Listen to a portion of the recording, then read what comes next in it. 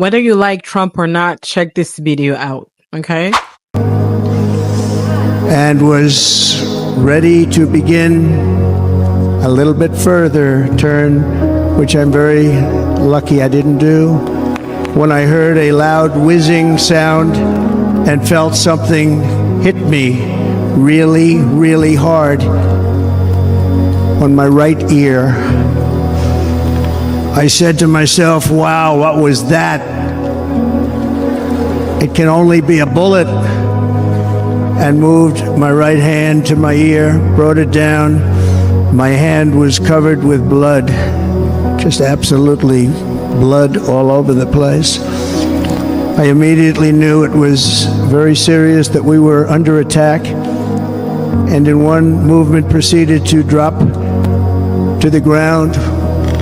Bullets were continuing to fly as very brave Secret Service agents rushed to the stage, and they really did. They rushed to the stage.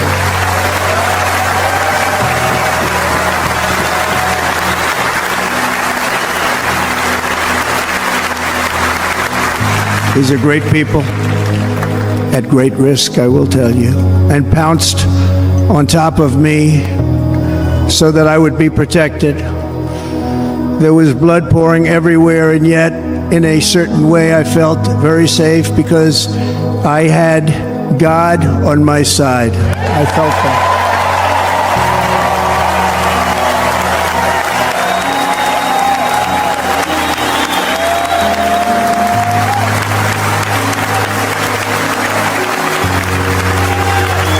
The amazing thing is that prior to the shot, if I had not moved my head at that very last instant, the assassin's bullet would have perfectly hit its mark, and I would not be here tonight. We would not be together.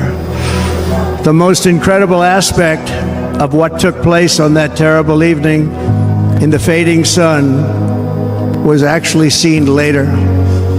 In almost all cases, as you probably know, and when even a single bullet is fired, just a single bullet, and we had many bullets that were being fired, crowds run for the exits or stampede, but not in this case. It's very unusual.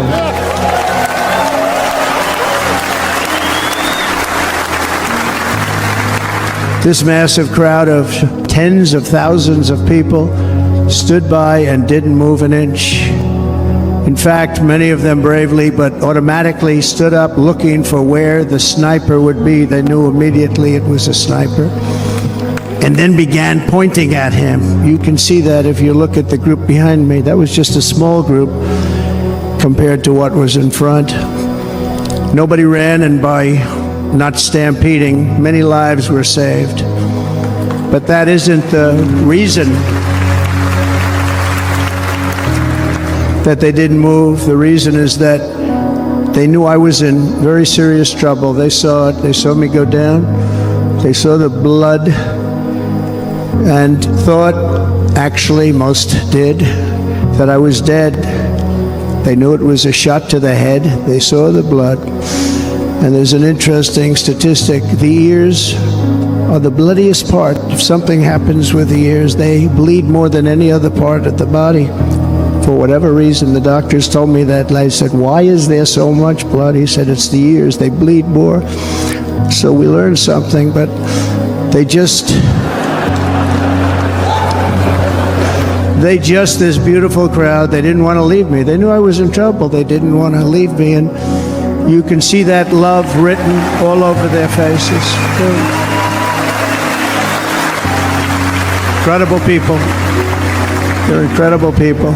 Bullets were flying over us, yet I felt serene. But now the Secret Service agents were putting themselves in peril. They were in very dangerous territory. Bullets were flying right over them, missing them by a very small amount of inches. And then it all stopped. Our Secret Service sniper, from a much greater distance and with only one bullet used, took the assassin's life, took him out.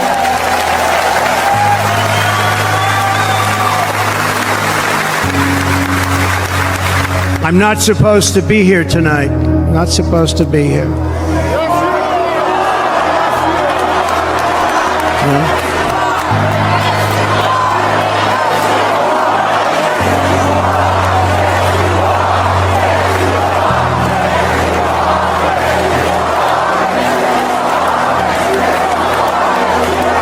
Thank you. But I'm not. And I'll tell you, I stand before you in this arena only by the grace of Almighty God.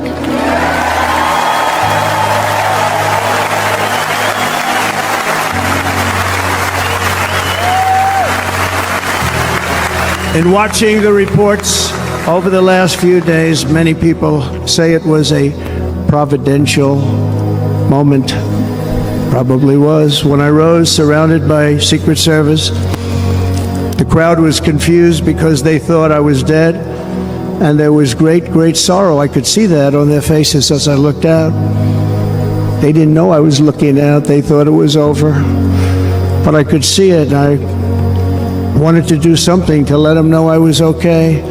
I raised my right arm, looked at the thousands and thousands of people that were breathlessly waiting, and started shouting. If you're new in this channel, my name is Joyce Ikofo. On this channel, we talk all about God's truth. Learning the truth from a biblical perspective, then this is your place.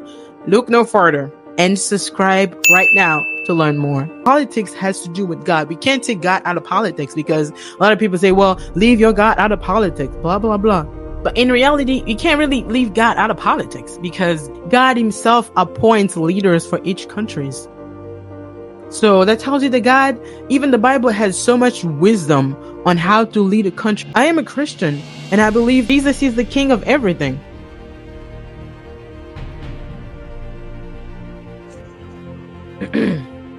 Jesus is the king of everything. So he rules over everything. He has the control of everything. How can he tell me that politics has nothing to do with God? Because clearly we can see from the Bible how God was teaching people how to lead nations. King David, all these kings in the Bible, God was giving them wisdom on how to handle different issues that arise in their kingdom. So it shows you that God is the best advisor ever that you can ever have. Whatever nations that you're coming from as you're watching this video, what's more important is for us to pray and ask for God's will to be done. More than our will, more than our own desire. This guy was arrested. This guy was convicted.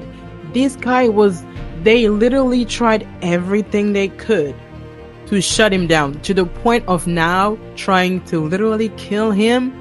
This is mind-blowing. I mean, I don't think anybody deserves to go through this. I mean, whether you like them or not personally, but it just baffles me, and I'm just amazed at the same time to see that Trump, you can say everything you want to say about him. People hate him, people mock him, they call him names, they call him racist, they call everything. The media want him to be portrayed as this evil guy, but in reality, from what we can see on the other side, it's not. Listen, I am black and proud, okay? But that doesn't mean that I'm gonna hate Trump just because I'm black. It's not like your other president that said, well, you ain't black if you ain't voting for me. Excuse me, am I justifying my blackness for me to vote for you? I don't think that's, despite everything that he's been through. This guy was literally shot. Thank God he escaped this. But the moment after, he's still trying to rise up and throw his fist in the air to say, we're together, united, USA, go USA. Make this country great again. I don't know, but this is the best, okay, that we can expect from a president, because you're leading a country and you're not just this little guy that's very lame and tired and sleepy and you can't call me after 8 p.m. because I'm sleeping, I'm tired. Well, you're the president of the USA, okay? So the moment you're the president of a country like the United States, you have to level up. You have a lot of expectations on your table. And this is not a job that anybody can have. Much as we are appreciative of everything the President Biden has done so far, you know, he did his part, he did what he could, but it's time to move on to something else. And there's a lot of things that needs to be fixed about this country. And if God is allowing somebody else to come and take over, Why not allow God's will to be done? But if you call yourself a Christian, then put yourself in the position of a child in front of God and ask for God's will to be done in your country. Look forward to see you on my next video. God bless you. Let me know your thoughts in the comments, okay? This is not a judgment zone. This is not a I know better than anybody now.